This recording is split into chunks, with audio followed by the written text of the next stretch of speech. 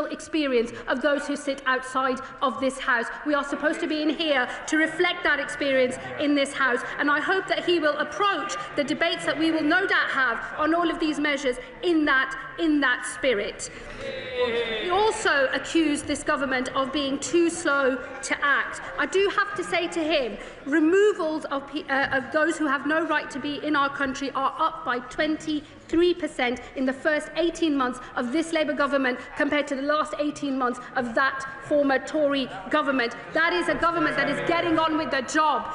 We have made 11,000 enforcement raids, 8,000 arrests, and over 1,000 people with no right to be in this country as a result of those raids have been removed from this country. This is a government that has been getting on with the job, and this is just the next phase of our work as we deal with the broken migration system that we inherited from those opposite.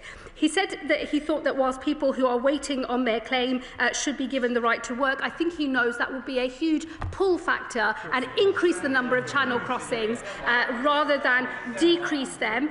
That would be our experience in this country. That is why we are not pursuing that policy. But what we have said is for those who are granted refugee status in this country and who can and want to, they will be able to switch into the protection work and study route so they can start contributing to society. That will help them to integrate, and it will help the communities that they are living in as well.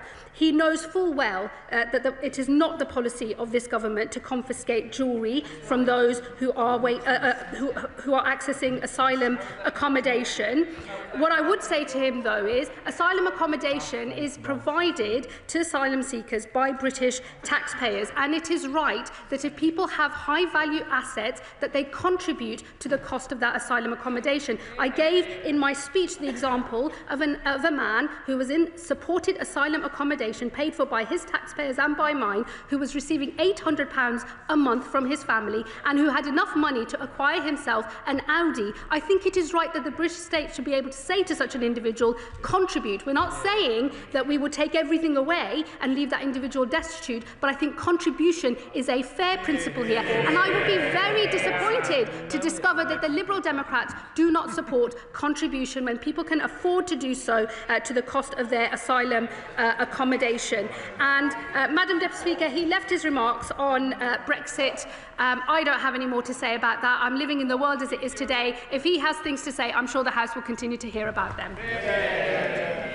The Home Secretary should know that language that is not acceptable in this House does not become acceptable if it is attributed to others. She might like to apologise for the language used. I apologise, Madam Deputy Speaker. I did not mean any discourtesy. I was merely reflecting the truth of words that are used to me. And I think we all appreciate that. But please, can I urge members to keep their language acceptable in the House? Graham Stringer. Thank you, Madam Deputy Speaker. Can I start by saying I fully support the Home Secretary in a statement today. It is a fundamental duty of government to protect our borders and to know who is coming into this country, which we have not known for some time. She has set herself a difficult task, but will she agree to publish targets for all the areas she has outlined in her statement today, particularly a reduction in the number of undocumented and illegal entrants to the country, so that we can check whether it is working, and she may need to alter some of the policies if it is not working. Thank my honourable friend for his question. What we won't do is set arbitrary targets or caps. We have learnt the lessons of previous governments, and I think that setting a number in that way actually costs public confidence. The better thing to do is to actually get on with delivering these reforms, passing the necessary legislation in this House, delivering them out there in the country, and then assessing them as they go. I have no doubt that there will be much debate and scrutiny in this place and in others about the success of these reforms, and I look forward to answering those questions over the coming months and years, no doubt. Chair of the Home Affairs Committee, Dame Karen Bradley. Much, Madam Deputy Speaker. My committee, I'm sure, will want to look closely at the very significant number of announcements that the Home Secretary has made today. But she has referred on a number of occasions to asylum seekers contributing to the support that they're given. And I wonder whether she has made any consideration of setting up a deferred payment scheme much akin to the student loan scheme, so that people, when they are granted asylum and are in work, can start to pay back for the generosity they've received. I thank the Chair of the Home Affairs Select Committee, and I do very much look forward to my first appearance before her committee, which I hope we can arrange very soon, and I'm sure we will be discussing in detail all of these proposals as well as other matters relating to the Home Office. Let me say on that specific point around further contribution, it is something that we are currently exploring. It's not part of the package of measures today, but I'll happily update the House in due course. Joe White. Well, thank you, Madam Deputy Speaker. Can I thank the Home Secretary for her statement? Would the Home Secretary agree with me that enforcing the immigration rules, including removals, is in the public interest? Could the Home Secretary provide greater detail on the action the government will take to balance public interest against individual rights? Well, I thank my honourable friend for her question.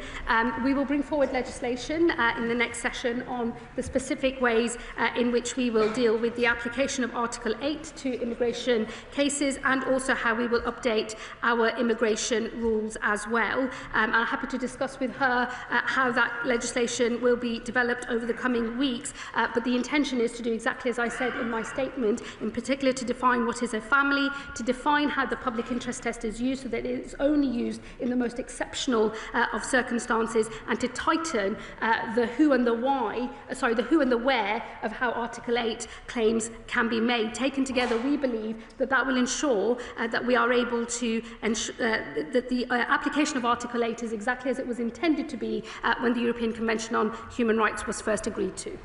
Father of the House, Sir Edward Lee. On these benches, we generally wish her well, because otherwise the country, in her own words, will start falling apart. So it's a good effort, 7 out of 10. She clearly has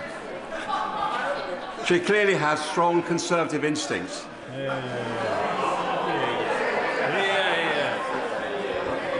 But does she fear that such is the misery in many of these countries that they're not really worried about how long they have to wait for their asylum claim to be processed? And does she fear that unless we do arrest and detain and deport people very quickly, then this problem will just go on and on and on? So she mentioned return hubs. Could you say a bit more about that? And could you have an open mind about schemes such as Rwanda? On Rwanda, no.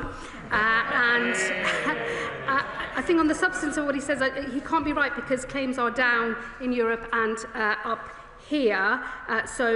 What I would say to him instead is I hope that he will approach the debate that we're having with an open mind, ditch the failed policies of his party, and maybe consider more workable solutions from this side of the House instead. Lewis Atkinson. To continue the UK's proud history of offering sanctuary while simultaneously reducing illegal channel crossings, the right way for refugees fleeing persecution should be through safe and legal routes that are subject to full security checks and controls, not by paying people smuggling gangs to cross the channel in an uncontrolled and unsafe way. So can I therefore welcome the Home Secretary's announcement that such routes will be created? And can she tell the House how quickly she envisages these will be implemented? I thank my honourable friend. Safe and legal routes are absolutely the way that we should be seeking to bring people into our country, and not through the people smuggling route in the north of France and over the Channel. And it is an explicit policy choice that I have made to disincentivise people coming through that route and paying thousands of pounds as they do so to organised immigration criminals, and will privilege those who come through our safe and legal routes. As we get order and control into the system that we have inherited, these safe and legal routes will become more generous over time. They will start modest, the numbers will be in the low hundreds, but they will grow, and we want them to grow because we want people fleeing sanctuary to be able to find safe harbour here in this country, and we make we are absolutely proud of that position as a government. This route will grow over time. I hope people across the House will support that, but I think we have to get order and control into our system first. Christine Jodin. Thank you very much, Madam Deputy Speaker. I think there would be general agreement that we have chaos in the immigration and asylum system, and that the government should be looking for new ways to discourage people from crossing the channel in small boats. But in what she says today, is there a danger that those people that we do actually need to come to this country legally, with the skills that we need to fill the employment gap, to keep our NHS working and to work in the social care sector, will actually look at this country now and say, no, I don't want to go there, and that there is a danger in this policy that that will happen? I disagree with the Honourable Lady. There is no reason to believe that. What I would say to her is that if you look at the numbers of people that come into this country on the small boats, it's about 40% of all asylum claims. Actually, it's about the same number of people who come through a legal route, a visit visa, a work visa or a study visa, which when that visa comes to an end, apply for asylum. I hope she would recognise that it is important that we stop that abuse of the asylum system so that we can retain public confidence in the legal migration system that I think we can all agree that this country needs. Chris Murray. Thank you, Madam Deputy Speaker. I now draw your attention to my declaration of interest. Over the last few years, 3 times as many people fleeing war or persecution have come to this country from Ukraine and Hong Kong as have come in small boats, but there has been no public outcry.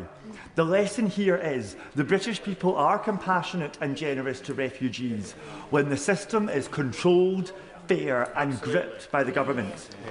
In 15 years working on asylum issues before being elected, I saw the dysfunction this government has inherited. There is nothing progressive about ducking asylum reform and allowing public support for refugees to drain away. Can the Home Secretary set out how these reforms will address the manifest unfairnesses and rebuild public support for the asylum system and immigration overall? My honourable friend makes a very powerful point.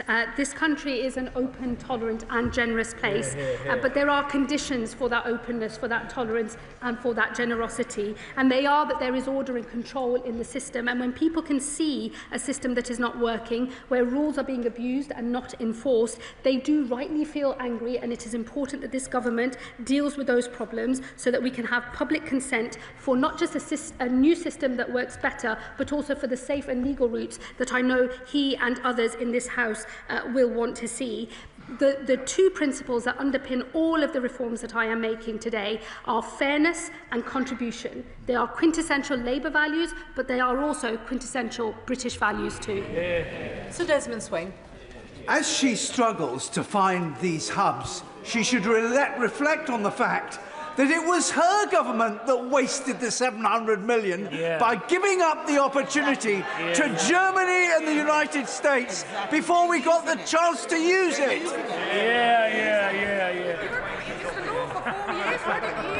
Apologies, Madam Deputy Speaker. In all the finger wagging, I sort of missed the question. But I think it was something about Rwanda, which I think we can all agree was a totally failed scheme and a waste of money. There are good ongoing negotiations going in relation to return hubs. I very much hope we can update the House in due course. Sarah Owen. Thank you, Madam Deputy Speaker. I hope that we could all agree that a strong immigration system doesn't have to be a cruel one. When the Tories painted over murals for refugee children, the numbers of small boat crossings still went up. When they threatened deportations to Rwanda, guess what? The crossings still went up. So what evidence does the Secretary of State have that taking personal belongings, such as jewellery from refugees, and selling it off actually works as a deterrent? Isn't a focus on the new plans outlined on the safe and legal routes a much better use of all of our time?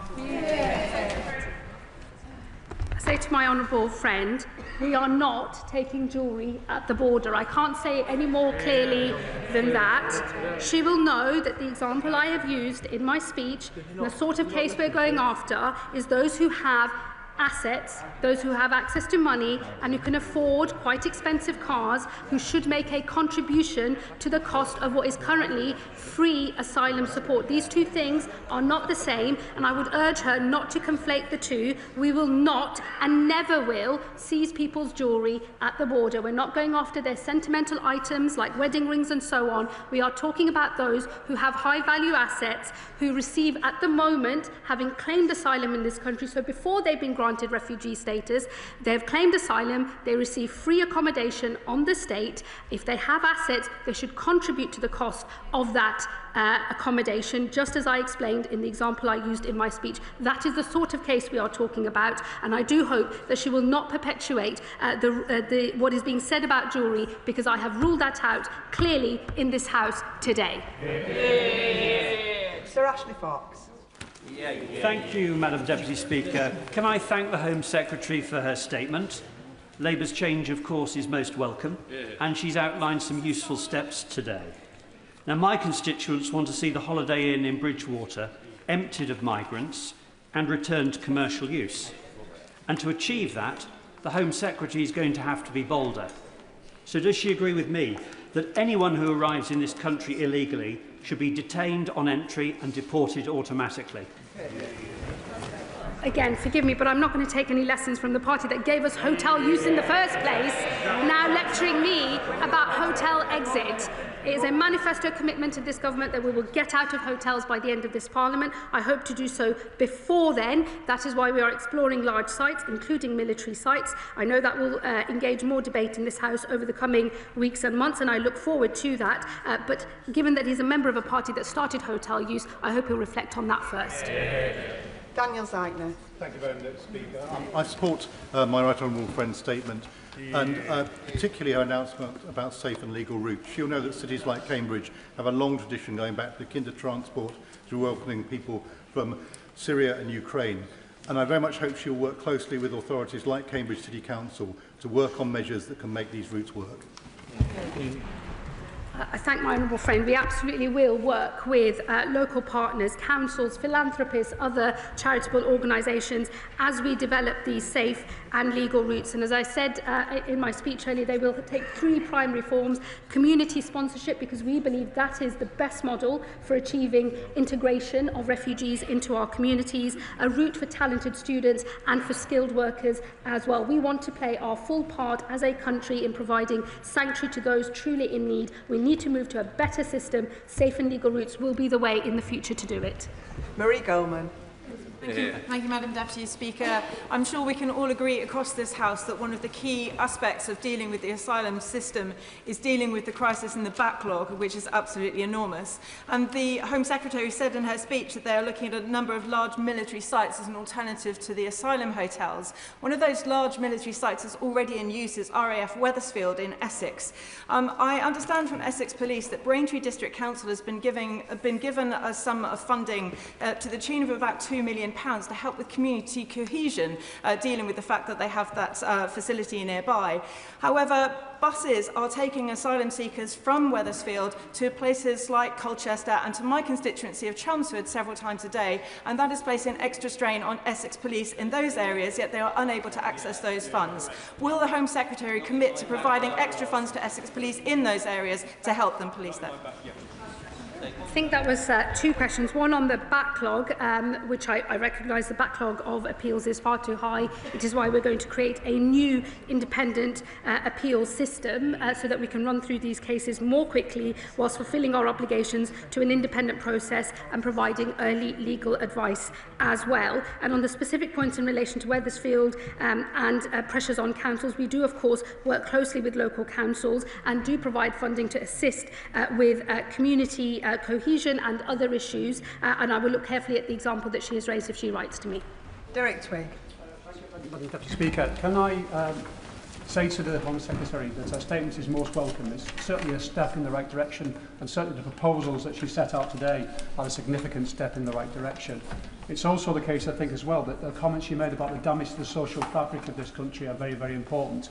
But can I ask her a specific question, and that is about asylum seekers who committed crimes and actually are deported, but then allowed to again put a second application in to come back to this country. Will she be looking at law to see how that can be addressed? What I would say to him on those who are convicted of crimes, the combination of the sentencing bill changes and what I have said today should actually lead to earlier deportation of foreign national offenders in this country. It is, of course, absolutely important that those individuals face the full force of the law, but we have made a policy decision as a government that for the vast majority of foreign national offenders, the appropriate thing to do is to move to immediate deportation wherever possible. Thank you, Madam Deputy Speaker. The Home Secretary said that she was exploring the possibility of return hubs with negotiations ongoing. Can she tell the House which country she's negotiating with and how much is it going to cost? No, because he would not expect me, I think, to comment on live negotiations with other countries. But those negotiations are ongoing, and I hope we have announcements to make soon. Catherine West. Deputy Speaker, the Hornsey and Friar Barnet constituency has a long tradition of being boroughs of sanctuary, and just today I had an excellent briefing from the Jewish Voice for Refugees High-Ass J-Corps. Will she agree with me that currently there is a real problem with the cliff edge for failed asylum seekers who end up street homeless or rough sleeping, particularly in my constituency around the Finsbury Park area? And will she redouble her efforts to understand the connections between homelessness and the asylum process so that all people can have shelter in the current period as we go into the winter? I thank my honourable friend. I do understand the point that she is making. I mean, I think the reality is that there are a lot of failed asylum seekers within the asylum accommodation system, and I'm sure she would accept and agree that where somebody has a failed claim and no right to be in this country, the best thing to do is to voluntarily leave the country, and we do already provide packages to help people make that decision. I, of course, don't want to see people homeless in this country, but I know she can't possibly think that the answer to that is to essentially have there be no consequence to having a failed asylum claim in the first place. We do need to run a system where the rules are enforced, as uncomfortable as that might occasionally be. But of course, recognising that we don't want people in destitution, that is why we do make financial packages available for people to voluntarily remove the country, and that will always be the case. Pete Wishart. Deputy Speaker, in their manifesto, Labour promised to defend migrants' rights and build an immigration system based on compassion and dignity. Instead, what we have is a policy that's welcomed by Reform UK and that's even found favour with Tommy Robinson. From throwing refugees into destitution to denying any meaningful route to citizenship to forcible evictions, where exactly is the compassion and dignity in that? Yeah. Well, I can assure him that given that Tommy Robinson doesn't even think I'm actually English, he will certainly not be supporting anything I've got to say. So let's just leave that there, I think, Madam Deputy Speaker. We don't need to hear any more about what vile racists have to say about anything whatsoever. And let me also say to him, I guess it's not a surprise to me to find a Scottish National Party Member of Parliament defending a broken status quo. That's what they do in Scotland with the Scottish Government under the SNP every day, and that's what he's doing now. I hope he can agree that good reform, much needed reform to a broken system is the best way to retain public support for having an asylum system at all. Laura. Deputy Speaker. And my right honourable friend is absolutely right to seek to bring order to the chaos at our borders, chaos instituted by the Tories, which undermines trust in our state and imposes such costs on communities. She's also right to address the pull factors which lure migrants to their death in our channel of claims of cushy lives in five-star hotels. And she is right to insist that our proposals must reflect British values and work in practice. So on that, could she say a little bit more about how reviewing refugee status every 2 years will work in practice, particularly with regard to the Home Office capacity and also with regard to integration? I thank my honourable friend for her comments as well as her question. What we are doing in relation to the refugee status is moving from a situation where it's effectively permanent and the most attractive of all routes into the country to a more temporary status. I will make sure that the administration and the funding is available to run the new system as it is being designed. But I do say to her that is why we are also creating the protection, work and study route, because we believe that the best integration outcomes come when people are in work and able to contribute, and that is how we will retain popular support for having an asylum system. So people will transfer, we hope, into the protection, work and study route. But of course, if they do not, under the core protection model, they will still receive sanctuary from this country. It will be more regularly reviewed. I hope we can all agree that where a country is safe for an individual to return to, a return should, in the normal run of things, take place. But of course, if people have switched into a work route and are making a contribution, we will set out plans in the coming days about how they could earn their way to an earlier settlement, longer than what is available to people today, and still longer than what will be available to people on safe and legal routes, but shorter than those who remain on the core protection model. Nick Timothy. Thank you, Madam Deputy Speaker. Most on the benches opposite disagree with us. But I share the Home Secretary's admiration for the Danish model. And the Danish Finance Ministry publishes data regularly on the fiscal contribution of different profiles of migrants. This shows in Denmark that migrants from MENAT, the Middle East, North Africa, Pakistan and Turkey are net recipients over the course of their lifetimes. Will the Home Secretary ensure that the Treasury publishes the same data in the same way in this country?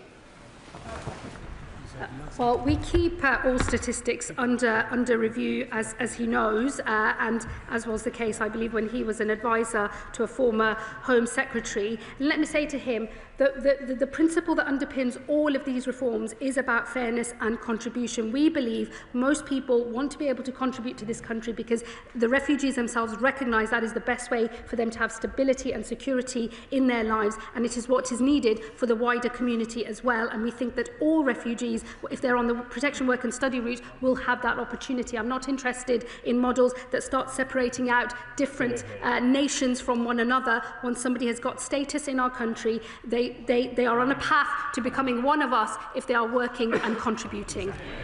Gary McCarthy. Thank you, Madam Deputy Speaker. I agree with the need for a fairer asylum system in which the public can have confidence.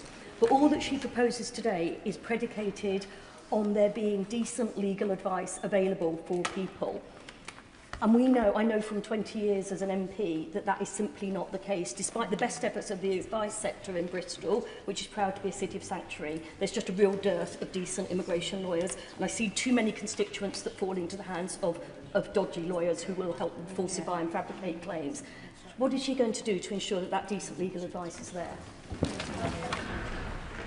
Well, look, I agree with her in that my own constituency experience as a Member of Parliament is many people have turned up at my advice surgery believing that there are things that I can do as a constituency MP to assist them in their migration claim, which I cannot do, and they've been completely misled and robbed, frankly, by unscrupulous individuals. In the new appeal system that we are going to set up, early legal advice will be available from the start.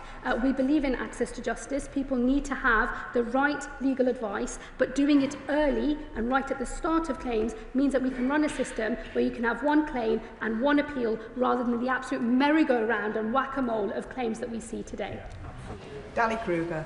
Thank you, Madam Deputy Speaker. I welcome the rhetoric that the Home Secretary has announced. In fact, I recognise the rhetoric of the Home Secretary today. We have our plan for restoring justice. She has announced a plan to restore order and control.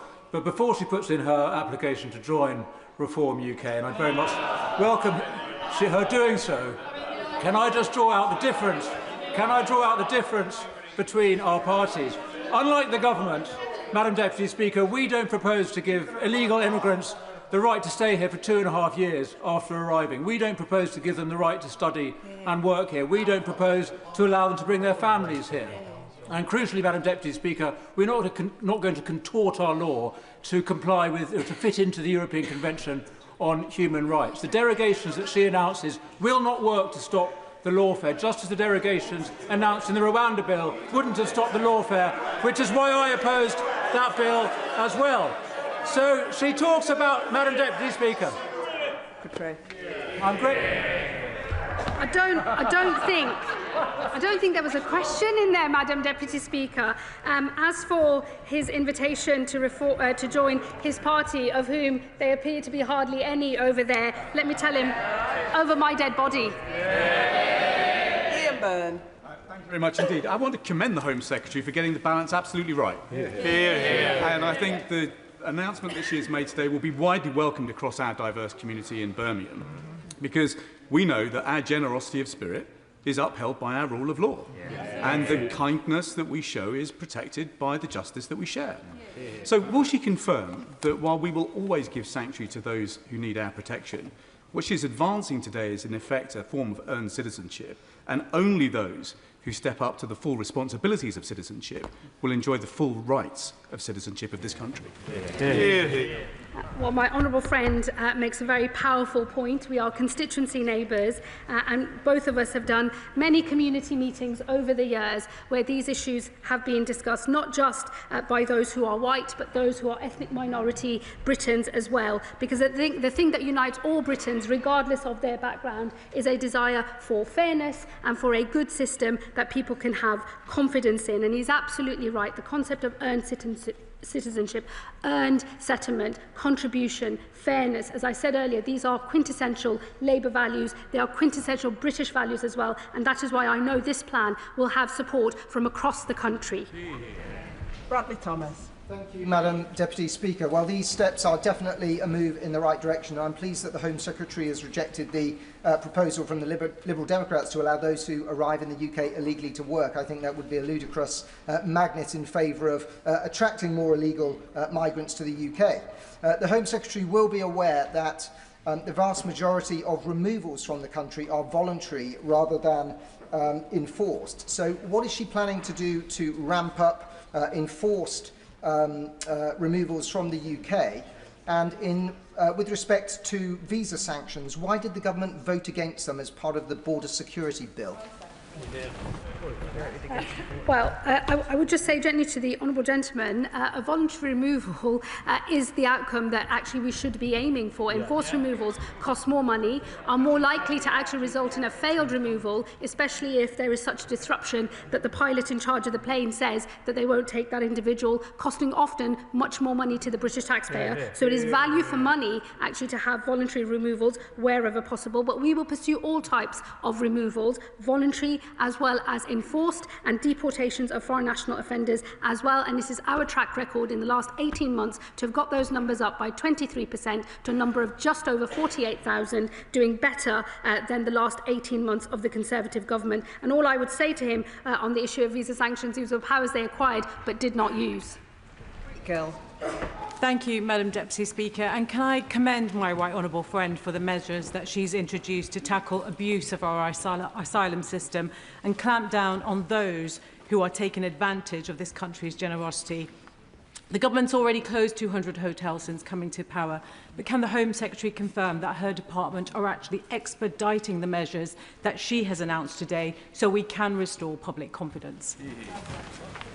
I thank my honourable friend and also constituency neighbour for her question. I can assure her we are moving at pace on the exit of hotels. We've already made good progress, closing a number of hotels down from the peak that we inherited to just under 200 today. We will go further and faster on that, and it is why we are looking at large sites, including military sites, and there will be more announcements on that in due course. And on these wider proposals, some of these proposals require consultation, others require legislation. I know that they were debated with real vigour in this House, but we will aim to pass these measures as quickly as possible, because I agree with her, we need to quickly transition to a better system that we can all have more confidence in, and introduce the safe and legal routes that are the viable alternative, the right alternative, and persuade people not to get on a dangerous boat in the north of France instead.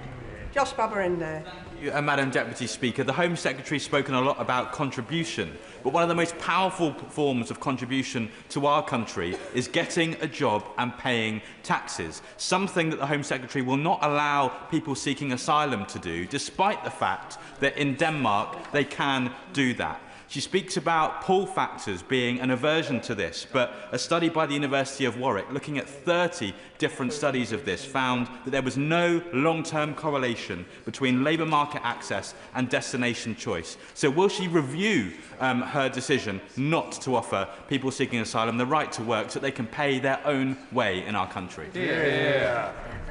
I think, look, what I would say to the honourable gentleman is what I said in response to a question from his side earlier today. It would be a pull factor because we already know that the ability to work in this country illegally is already a pull factor, and that is why we are clamping down on illegal working. It's why we've seen 11,000 raids, 8,000 arrests and 1,000 people with no right to be in this country removed from this country. So it would be a pull factor. And what I would say to him also is I have the misfortune of having to look through the TikTok accounts and the various other ways in which the organised immigration criminals actually advertise their packages for people to get on a boat in the Channel in the north of France. It's in all of those marketing materials as well, and we know from the intelligence that we gather as well, that is one of the pull factors. It's why we have to deal with it.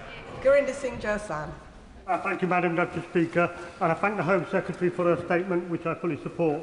My constituency, like that of the Home Secretary, is incredibly diverse, with people originating in countries across the world, settled and contributing to our communities. One thing that people of all backgrounds detest, that they have in common, is that they absolutely detest the unfairness that the party opposite allowed to creep into asylum and immigration system. They also detest the demonising of their neighbours by people in reform. So does the Home Secretary agree with me that the choice is clear? A choice between chaos handed over by the party opposite of a system taken advantage of by those who can pay the people smugglers or a system of fair and safe legal route for those who need them? Home Secretary. Thank my honourable friend. My own parents were migrants to this country in the late 60s and 70s. Migration is woven into the story of my own family and that of thousands of people that I represent in my constituency of Birmingham, Ladywood. And let me say to him, I agree, ethnic minority Brits are just like every other kind of Brit. We value fairness and contribution as well. That is why those principles sit underneath all of the policy announcements that I've made today. Carla Denyer. Madam Deputy Speaker, it isn't people seeking sanctuary that are tearing our country apart. It's toxic, racist narratives and the scapegoating of migrants and asylum seekers for what is nothing to do with them. The chronic housing crisis, the running down of public services are not caused by migrants. They are caused by political decisions and by the grotesque inequality in this country. Does the Secretary of State understand that attempting to out-reform reform is actually just boosting this baseless far-right narrative and will only deepen divisions when we urgently need leadership and hope instead? Let me tell her, I couldn't care less what any other political party has to say about these matters. I don't care what other politicians are saying on the television. I don't care what other activists are saying either. I care about the fact that I have an important job to do and I can see that there is a problem here that needs to be fixed. If it was possible to pretend there wasn't a problem because there wasn't one, I wouldn't be saying there is one. There is a genuine problem in this asylum system and we need someone to sort it out, not to pretend it doesn't exist, which I'm afraid is one of the things that fuels the division in the first place. My own constituents, since I have been Home Secretary, have been telling me directly of abuses in the visa system that they can see with the evidence of their own eyes long before any officials in Whitehall have ever clocked onto those things. It is a moral responsibility when you see something broken to fix it and to make sure that the fact that it's broken is not fueling division in our country. And let me also say to her, it is Green Party politicians who are absolute hypocrites because they talk great language in here and then oppose asylum accommodation in their own constituencies. Speaker, can I first thank the Home Secretary for her statement? As a member of Bradford West, my constituency, I'm really proud of Bradford being a city of sanctuary. and the Home Secretary is aware I'm also a former foster parent to an Afghan refugee. My concern is that had somebody like my Afghan refugee, my foster son, come to this country and not had a parent and just had a sibling, with the reforming of Article 8 that the Home Secretary is suggesting, he would not be able to apply for just his only sibling to come over. And that would also apply to potentially a Ukrainian woman if we were to look at contributions who had young children, came to this country and couldn't contribute because of a trauma or she experienced. So will the Home Secretary meet with me when she's doing her consultation around the safe passage for refugees and asylum seekers? Home Secretary. Well, of course, I will always happily meet with my honourable friend. We made clear in the asylum policy statement that the routes for these measures do not apply to unaccompanied children and other vulnerable groups. We will be setting out our specific policies in relation to vulnerable groups, including unaccompanied children, separately. So these measures do not apply to them. She will know that the scheme for Ukrainians is a bespoke temporary scheme brought in by the party opposite when they were in government and supported not just by our party but across this House. So I would expect the rules of that scheme to apply in the normal way, but I will of course discuss with her the issues that she raises. Dr. Luke Evans. Can I thank the Home Secretary for a copy of her speech? And in it, it says, the public rightly expect we can determine who enters this country and who must leave. And I agree. One thing that's missing, though, is verifying the people who come in. This side put forward the idea of age verification that many other countries have. Is that part of her plan? Would she consider putting it back in the plan so we know exactly who is coming in, that they are who they say they are? Home Secretary. Well, if he reads the asylum policy statement, he'll know that on age verification we are pursuing AI as a more effective and workable model, unlike that suggested by the party opposite, which was all about MRI scans and bones. We believe we have a much more effective way of ensuring age verification is available and that the methodology for it actually works. Sarah Russell. Thank you, Madam Deputy Speaker. Thank you to the Home Secretary for her statement.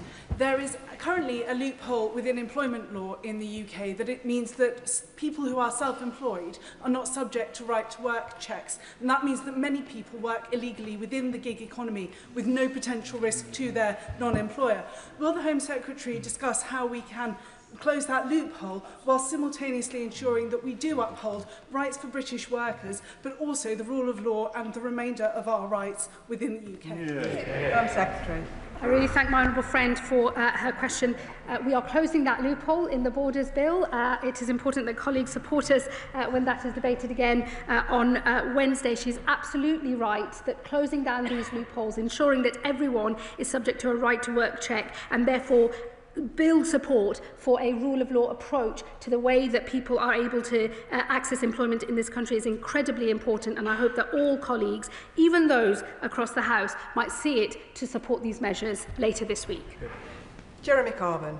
Thank you, Madam Deputy Speaker. Nowhere in the Home Secretary's statement does she put this into any kind of global context about the millions of people that have become refugees or homeless all around the world, and that more than two-thirds of those are housed by the southern countries, the poorest countries in the world, with the least resources possible to do it. And what she's doing instead is putting in draconian measures against refugees trying to come to this country, failing to recognise that more than 6,000, for example, of those that crossed the Channel this year come from Afghanistan, a war-torn country that we helped to make into a war-torn country. And she instead is trying to appease the most ghastly right-wing racist forces all across Europe in undermining and walking away from the European Convention on Human Rights, a convention created by the post-war Labour government. Does she not recognise history is going to be a harsh judge on this government for undermining the whole global humanitarian principles behind the ECHR and the Universal Declaration of Human Rights? Home Secretary. Well, not for the first time, I'm a little mystified as to what the honourable gentleman is talking about.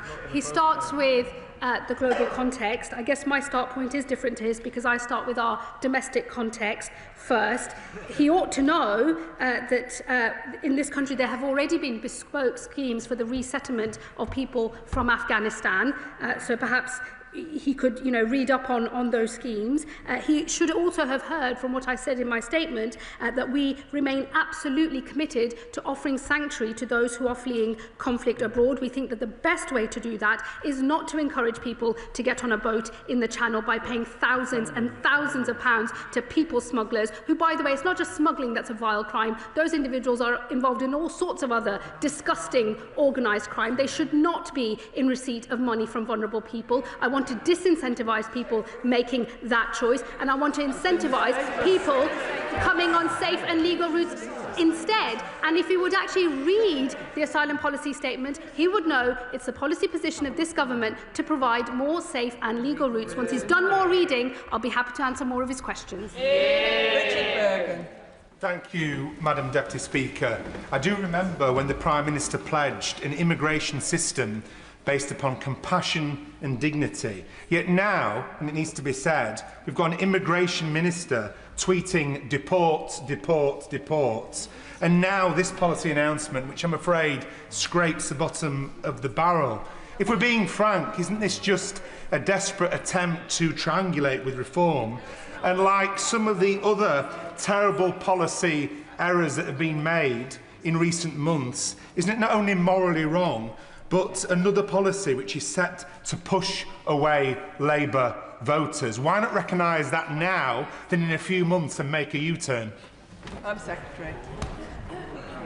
I would really caution my honourable friend not to defend a broken status quo. He should also know that it is foreign national offenders that are deported from this country, and I would hope he could agree that foreign national offenders should be deported from this country. We should not be keeping convicted criminals in our nation a day longer than is absolutely necessary. And I just say to him, the thing that's morally wrong is knowing that you have a broken system and then pretending either that it's not broken or defending a broken status quo. I will never tolerate that. And I have to say to him, as I've said to other members opposite today as well, I do not care for what other parties are saying on these matters or what other politicians have to say either. I have thought first and foremost of my moral responsibility to the people of this country as I fulfil my duty as Home Secretary. I have a series of reforms here that are underpinned by the values of the Labour Party and the values of the British people. They are fairness and they are contribution. I hope he will reflect on that as he reads up on the detail of these reforms. Ben Oxojecti.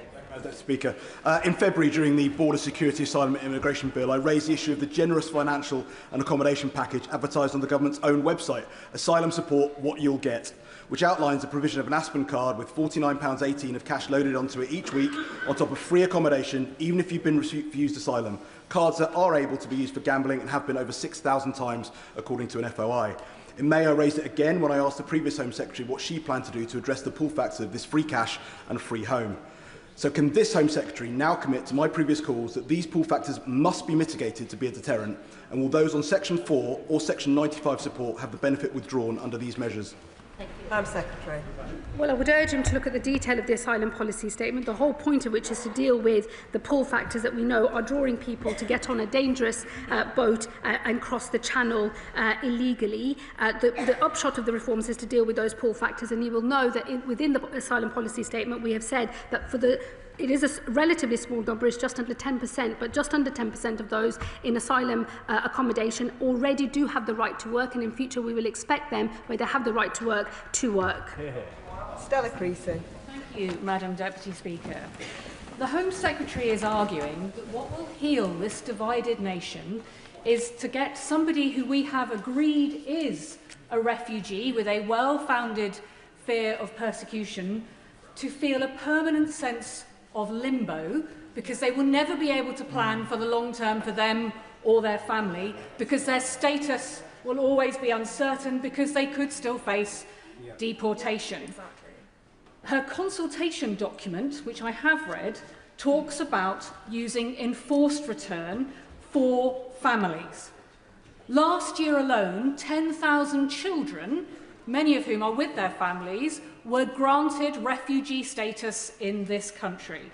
I know she plans to consult, but given this does involve children, Can she be clear with us whether she intends to incarcerate children with their families as part of enforced return, or whether she intends to separate children from their mums and dads as part of this policy, and how we will continue to uphold the UN Rights of the Child Convention returns of education? Home Secretary. Well, I would encourage my honourable friend to look at the detail of the asylum policy statement on our intentions in relation to the protection, work and study route, which in future will be the route by which refugees can contribute and earn their way to settlement in this country. And of course, it is the express intention of this policy statement to disincentivise people coming through dangerous channel crossings and to incentivise and to push people towards what will, over time, become more generous, safe and legal routes of entry into this country with more privileged status when it comes to the earning of permanent settlement. Let me say to her on failed asylum-seeking families, because I think that is the important context that was missing from her question. There are 700 Albanian families at the moment who have made asylum claims. Those asylum claims have failed, and the only reason they've not been removed from the country is because of the policies around not removing families, that is to say parents with their children. We are not going to separate parents and their children, but we are going to consult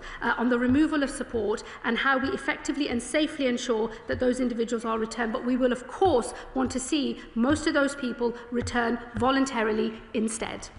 Liz Saville-Roberts. Stoking fear and division through the kind of performative cruelty trailed over the media this weekend has consequences. We saw that in Caerphilly last month, where Reform UK spread information. Ukrainians spoke of intimidation. So when she speaks of unity, surely the lesson from Caerphilly is that imitating Reform doesn't create unity, doesn't win trust, but standing firm on values does. Here, here. I'm sorry, that's just unserious from the Honourable Lady. I'm sorry to find that the Reform Party is living rent-free in so many people's heads. I can assure you it's living nowhere near mine. These policy proposals are designed to fix what we all know to be true, which is we have a broken system.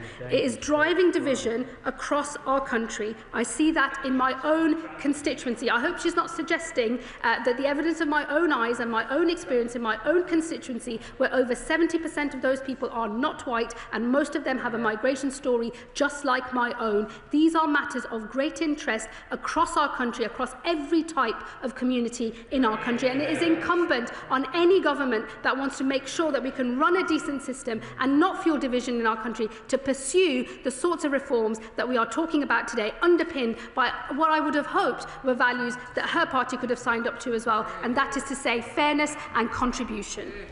Lauren Sullivan. Oh, thank you very much, Madam Deputy Speaker. I thank and support the Home Secretary for her statement today. This is long overdue reform of the system, such as reforming safe and legal routes, cracking down on illegal working, and also against those abusing the asylum seeking and immigration system, yet maintains support for those that need our support, such as those fleeing war in Ukraine and others that come here legally. It is about fairness. Can the Home Secretary detail when these reforms will be in place so that residents can see the outcomes of these actions?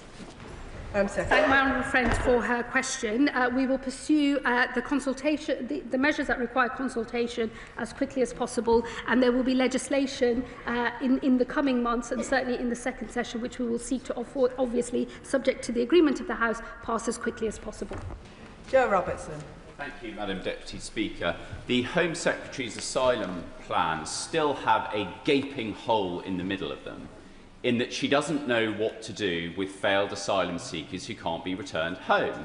Her statement today says that she's exploring possibilities with third countries. Can I suggest she swallows her pride and speaks to a third country we know is willing, Rwanda? Home Secretary. I do say to members opposite, they are going to have to ditch their addiction to Rwanda. It didn't work, and nobody in the country supported it. We are, as he well knows, and as members opposite well know, when you are negotiating with other countries about possible agreements, the one thing you do not do is publicise them before an agreement is reached. Rebecca Long-Bailey. The Home Secretary is aware that in absence of safe legal routes, the law forces the situation where a refugee has to set foot on UK soil to seek asylum, which has led to dangerous journeys and no checks or vetting taking place. Now, the Secretary's referenced sponsorship as the primary safe route. Could she clarify whether this is capable of being applied for from outside the UK? And what consideration has she made of recommendations by Safe Passage to implement a visa refugee scheme so that applications can be done from outside the UK, cases assessed, vetted and decided upon before a refugee embarks on a dangerous journey here? Home Secretary. Well, I thank my honourable friend for her question. The whole purpose of the new safe and legal routes is that those individuals are accepted as refugees before they enter into the United Kingdom. The point of that being is that they never then pay thousands of pounds to illegal smugglers along any sort of route that they might travel on. So it is in fact exactly as she says, you want to accept people as refugees before they set foot on UK soil, and then once they are here on that safe and legal route, they will access permanent settlement more quickly than any other route in this country. And it is a good thing that the government is seeking to incentivise people to come through safe and legal routes and not pay thousands and thousands of pounds to criminals along the way. Dr. Andrew Murison. Thank you, Madam Deputy Speaker. It was a genuinely good statement as far as it went, from which we learnt that countries could be determined to be safe at some point in the future and refugees from them returned home. Can the Home Secretary say what her criteria for safety would be? Which countries does she have in her sights? Would it, for example, include a Council of Europe and NATO member, ECHR signatory and EU candidate Turkey? Home Secretary.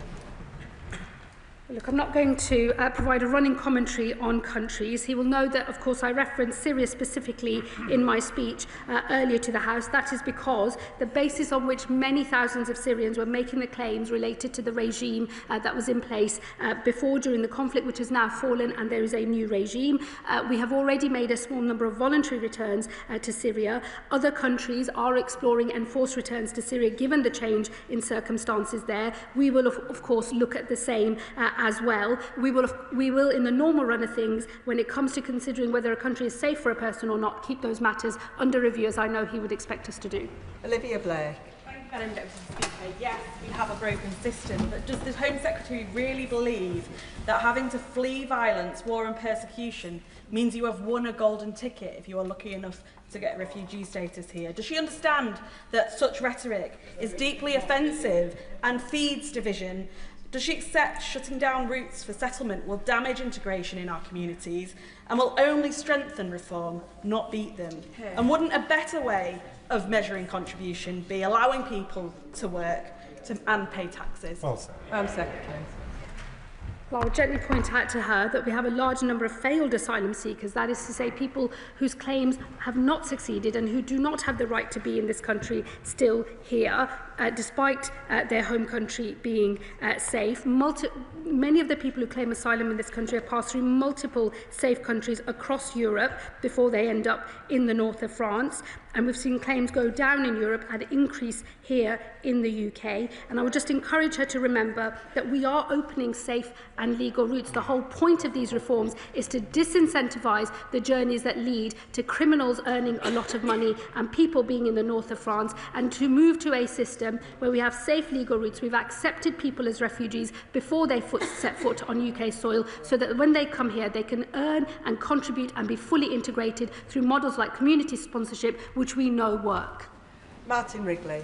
Thank you, Madam Deputy Speaker. May I thank the Home Secretary for sharing her experiences earlier and thoroughly condemn that sort of behaviour she described against her. It's unacceptable in any case.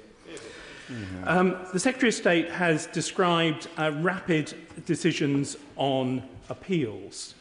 Does she also believe, as I do, that rapid decision-making on the initial application of asylum seekers should be promoted and highlighted? And would she consider putting a timed target, a timescale target, for decision in a matter of weeks and not years in place with her department? And her remarks on Ukrainian guests over the weekend. She described them going home when peace broke out. May I remind her that peace will not mean safety? Please can she assure the House that a more considered and considerate response may be found? And will she meet with me and Ukrainian guests to resolve that issue? Well, let me just say to him on Ukraine a point that I think was not understood fully by those that were questioning me at the weekend. It is a bespoke scheme created only for Ukrainians with its own rules. It's not subject to what we have set out in the asylum policy statement, because he will know, as is the position in relation to our discussions with the Ukrainian government, these individuals are welcome in our country so that we can keep them safe. They're not classed as refugees because they're here temporarily on that scheme. We will always uphold our obligations under that scheme. We supported it in opposition as well. He is right on the point about rapid decisions. It's important that decisions made at first instance, but also through an appeals process, are of high quality. That is one of the ways that we have to make sure that they don't get constantly appealed. But our current system means that even though we've made huge progress on decreasing the backlog on initial decisions, the appeals backlog has grown. And over time, as people sit in the appeals queue, more rights are accrued. And unlike any other type of legal order in this country, the order to leave this country being not complied with still allows people to accrue more rights in the interim. We do not run a good and effective appeal system at the moment. It's why we're going to create a new one, but I can assure him that at its heart will be early legal advice, truly independent adjudicators making the decisions, but doing so in a way that allows them to fast-track claims that have a low chance of success, make sure that the right decision is made quickly, one claim, one appeal, with a certain outcome at the end, not subject to years and years of a merry-go-round around the courts. And before I call the next member, can I just ask, make a plea that we keep questions and answers concise? Luke Akehurst. Madam Deputy Speaker, I wholeheartedly welcome the measures which I believe will tackle a failure by the previous government to maintain one of the most basic fundamental functions of government, control of our borders. My constituents in North Durham are worried and they're angry about the proliferation of HMOs to house asylum seekers locally in towns and villages which already have significant social and economic problems. Will these measures lead to lower demand from the Home Office for this type of housing for asylum seekers and the return of these HMOs over time to use as family homes for local people who need affordable housing? Home Secretary. Well, I can say that the totality of the reforms we believe will lead to less pressure on accommodation. So I think the short answer to his question on HMOs is yes, but I do recognise the problems that he notes, because HMOs are a big problem in my own constituency too. Lewis Cocking. Thank you, Madam Deputy Speaker, and I really do thank the Home Secretary for her statement. Broadly, this is a tiny step in the right direction, but does not go far enough. So, Madam Deputy Speaker, to truly show the Home Secretary is listening to the British people, does she agree with me that if you enter this country illegally, you should never be allowed to stay? We will always abide by our obligations under the Refugee Convention, and we do believe in offering sanctuary, but we make no apology for the fact that those who enter illegally by crossing through the Channel will have a longer path to settlement. We are deliberately incentivising other safe and legal routes into the country to show that that is the proper way to seek sanctuary in this country, not pay criminals a lot of money and put your own life at risk. John MacDonald. When we introduce new legislation and new procedures, it's important we can calculate the implications and where it could lead us to. Like my old friend from Vauxhall, I work with, and have done for decades, to be frank, with asylum families, and in particular the children. And what I find is the children are extremely traumatised. And what we try to do to them is give them security and peace of mind for the family. Now what will happen is every 13 months, that security could be undermined and they could face the removal. Could I ask my right honourable friend whether or not she's consulted the Children's Commissioner, or education psychologist or others about the implications of what she's saying today? And the other issue as well is that in the past she's mentioned forced removement of families.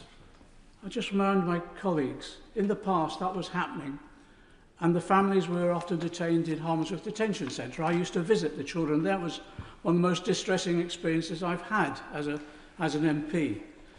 Could you give me the assurance that no child will be placed in detention as a result of this policy change? Secretary. Well, let me tell him, firstly, there will be a full equality impact assessment for all of these measures in the usual way. And as the consultations take place and as the legislation is drafted and then debated in this House, I'm sure all of the individuals that he has said, has mentioned, will have their say. I would expect them to as well. I would just gently remind him that when we're talking about the asylum system today, we're not just talking about those who arrive illegally on small boats. We're also talking about people who arrive on visitor visas, on student visas and on work visas, who the minute those visas come to an end immediately claim asylum. We know that the relative generosity of that route, the effective automatic permanent settlement after 5 years, is one of the things that attracts that behaviour. It is right that we clamp down on that and disincentivise people trying to stay in this country in that way, and instead incentivise people who will come through safe and legal routes. As I say to him, as we get order and control in the system, the safe and legal routes will start relatively modest, but I do anticipate them growing more generous and growing over time, because this country is fundamentally open, tolerant and generous. Sammy Wilson. Madam Deputy Speaker. Thank you, Madam Deputy Speaker. Can I welcome the honest and realistic assessment which the Secretary of State has made today in relation to the broken asylum system and also the division which immigration is causing across the United Kingdom. She has been innovative in some of the proposals which she has made, but only time will tell whether the potential loopholes will undermine the honourable objective which she has set, namely to cut back on illegal immigration. In my view, the only way of doing that is to make sure that people who enter this country breaking the law get returned immediately. But on the issue of the ECHR and its the expanded interpretation, can she give us an assurance that whatever changes she makes in that will apply fully to Northern Ireland, where unfortunately the previous government embedded the ECHR in the Windsor framework and has proven already to be a means of undermining immigration policy? Secretary. Well, I can assure him that the Minister for Immigration has met with his counterparts in the devolved administrations, and we will keep all of those conversations going, because this is a reserved matter rather than a devolved one. And Madam Deputy Speaker, can I just say, in case the microphone did not pick up my answer to my honourable friend on the detention of children, I can give him that assurance that he sought in his question. Rachel Maskell. Thank you, Madam Deputy Speaker. I do urge caution. We're in this predicament because the very people who championed Brexit failed to warn of the consequences of leaving the Dublin Agreement. Since the EU has moved on and will introduce its asylum and migration management regulations next summer. Instead of creating insecurity, what discussions has the Home Secretary had with the EU as to how we can explore how we work with the regulations to protect our human rights and responsibilities through this progressive and pragmatic approach? Secretary. Thank my honourable friend for her question. Countries across Europe are tightening up their rules, and it is important that we do not become or remain an outlier. And in fact, it is a regular complaint of many of our counterparts in Europe that at least 30% of those who travel across Europe are seeking ultimately to come here to the United Kingdom. It is something that has come up in all of the conversations I've had with multiple counterparts across Europe, and it is one of the reasons why we have to make sure that we can have a system that works and that we get our own house in order. Lincoln Jopp. Thank you, Madam Speaker. A constituent wrote to me asking whether I could get a wriggle on with his EUSS application. We checked out with the Home Office, and it turns out that he was subject to a live deportation order. In fact, it was issued in 2017, and we did deport him. Somehow he got back into the country and made his application. I said to the Home Secretary's predecessor that if she was prepared to, with a stroke of her pen, reenact that deportation order, I was prepared to drive him to the airport myself. Now that we've got a Home Secretary that's going to get a grip of this situation, I offer the same thing again. Secretary. Get a bus. Well, I look forward to welcoming his application to join immigration enforcement. If he wants to write to me about that specific example, I will look into it. I know that the systems at the Home Office need a lot of tightening up. It is work that actually my predecessor started when she brought in a new permanent secretary into the department to make the necessary changes, and it is the work that I will continue. Ian Lavery. Thank you very much, Madam Deputy Speaker. I agree with my right honourable friend that this system is absolutely smashed to smithereens. It's smashed to smithereens because of 14 years of destruction from the benches opposite. But of course we all want to see the control of our borders. We want to stop the boats. We want to see better, safer, legal routes. But I appeal to my right honourable friends and honourable friends on the front bench. When the opposition parties, the Tories, Reform UK, not to mention that odious racist Chancellor, bankrolled by the world's wealthiest man, are championing our policies, is it not time to question whether we're actually in the right place? I have a lot of time and high regard for my honourable friend, and what I would say to him is he shouldn't allow mischief making by those that he names to throw him or our party off course. I hope that he will have heard the support from our own backbenches today, from members of Parliament who can see that these are changes that are necessary to fix the very broken system that he agrees that we have. And I would just ask for people, please don't keep repeating the name of a man who doesn't even think I'm English. I find that very offensive, and I would just ask everyone to refrain from doing so. We don't need to do that, and we do not need to go there. Don't fall for the mischief that others are making here. We know there is a broken system. It is our solemn responsibility as a Labour Party and as a Labour government to get on with fixing it. Charlotte Kane. Thank you, Madam Deputy Speaker. I agree the asylum system is broken, and I welcome the commitment to safe and legal routes for people to seek asylum. But there is much in this bill that I think is cruel, impractical and won't work. I pick out one example, is making people have reviews every 2.5 years for 20 years. Yeah. It's cruel because those people are not going to be able to get a sense of security and safety. It's counterproductive because those people are going to struggle to get good quality, secure, high-paid jobs and contribute to our society. And it won't work. We already know that the Home Office can't cope with what it's currently having to do.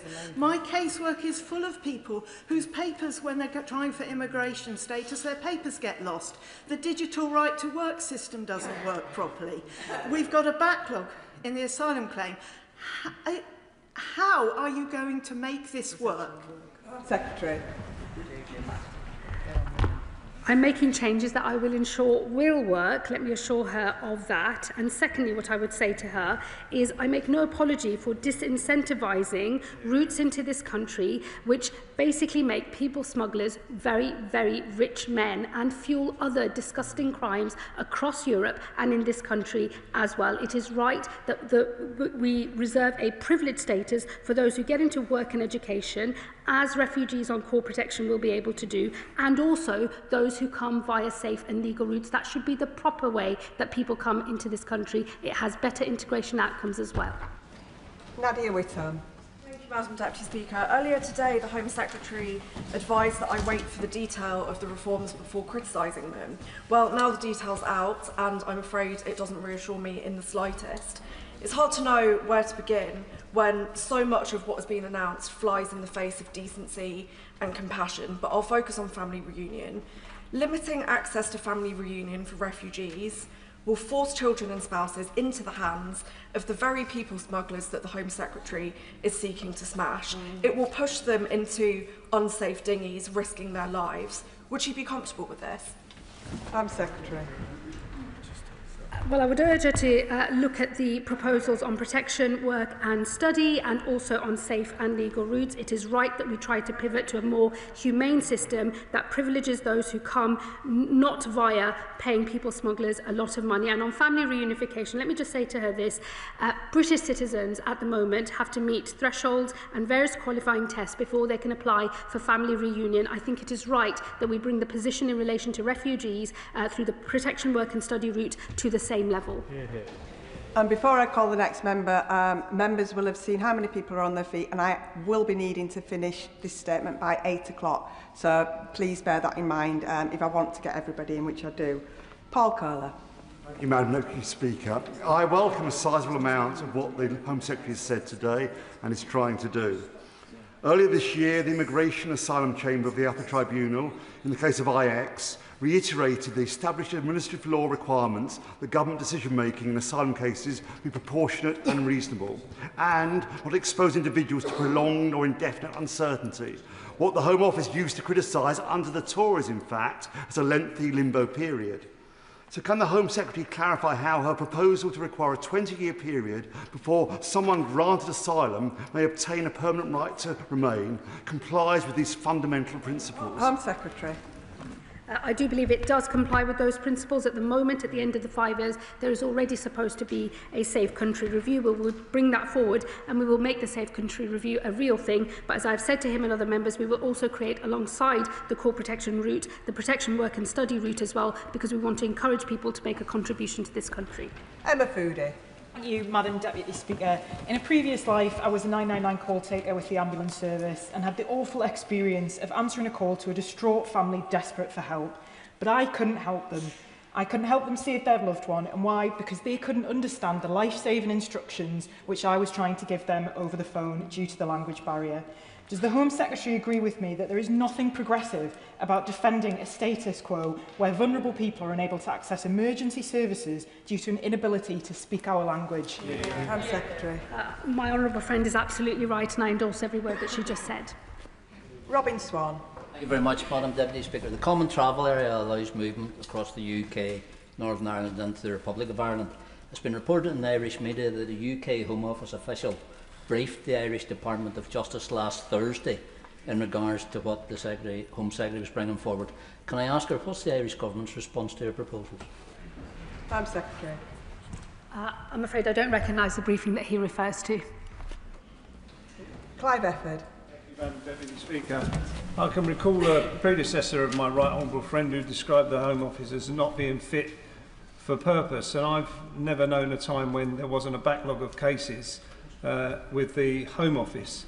And this set of proposals is going to require people's cases to be reviewed every 30 months. Is that a realistic aim? And is she clear that she can make the Home Office fit for the purpose she set out today? Home Secretary. Well, we're already supposed to do safe country reviews and we will ensure that they are done every 2.5 years. We will also ensure that wherever possible, refugees move into the protection, work and study route instead. And I just say to him, I recognise the phrase not fit for purpose. I've been very clear that I don't think the Home Office is fit for purpose yet. There is new management at the Home Office. They're getting on with making the changes that are necessary, and I will ensure it is both fit for purpose and able to enact the reforms that I've set out today. Lara Sultana. Thank you, Madam Deputy Speaker. London warned, and I quote, what Enoch Powell says today, the Conservatives say tomorrow, and Labour legislates the day after. Seizing valuables belonging to asylum seekers, making refugees wait 20 years before they can apply to settle permanently, and deporting entire families, including children, who have built new lives here because their country of origin is deemed safe. These measures are straight out of the fascist playbook. The Home Secretary has described herself as a child of immigrants, so I ask her, is she proud to introduce measures that punish and persecute desperate and vulnerable people seeking sanctuary? And how does it feel to kick away the ladder and be praised by fascist Tommy Robinson? And I must add, he has a... Order, Home Secretary. Home Secretary. Order, Home Secretary. I'm just going to clarify a point of fact. She said I described myself as a child of immigrants. It's not a description, it's just a statement of fact. And everything else she said is beneath contempt. Madam Deputy Speaker, migrants make immeasurable contribution to our communities. In Manchester, Russian, Wendy, who has Jamaican heritage, is a community health champion.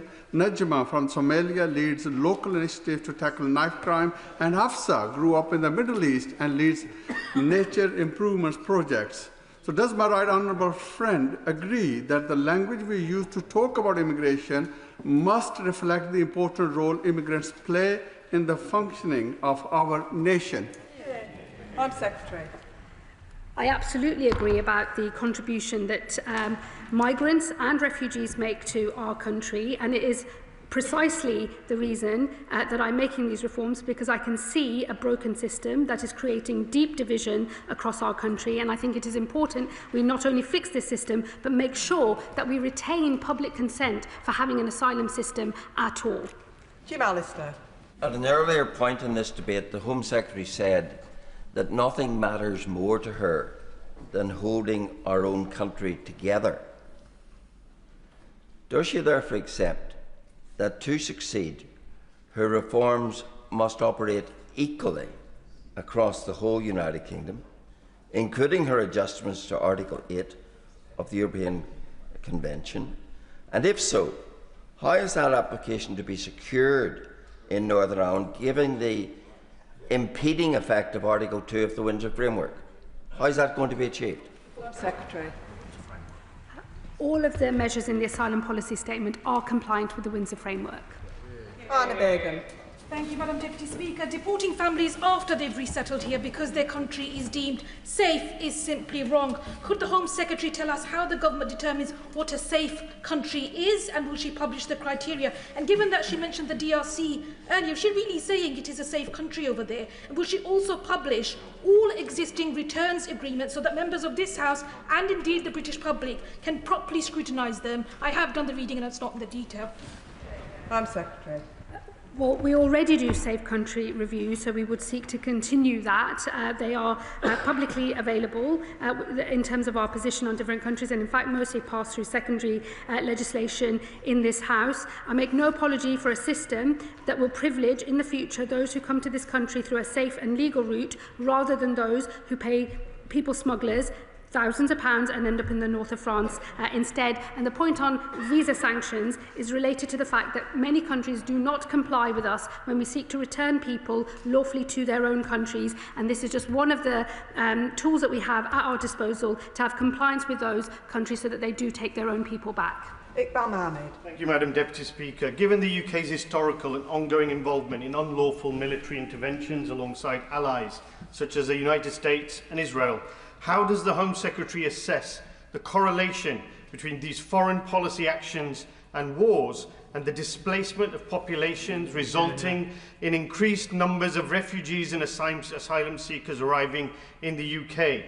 And what steps will her government make toward proactive peace-building initiatives and the restoration of overseas humanitarian aid, which could address the root causes of displacement and reduce the long-term pressures on our asylum system? Secretary. Well, the government always plays its full part in peace processes wherever we can.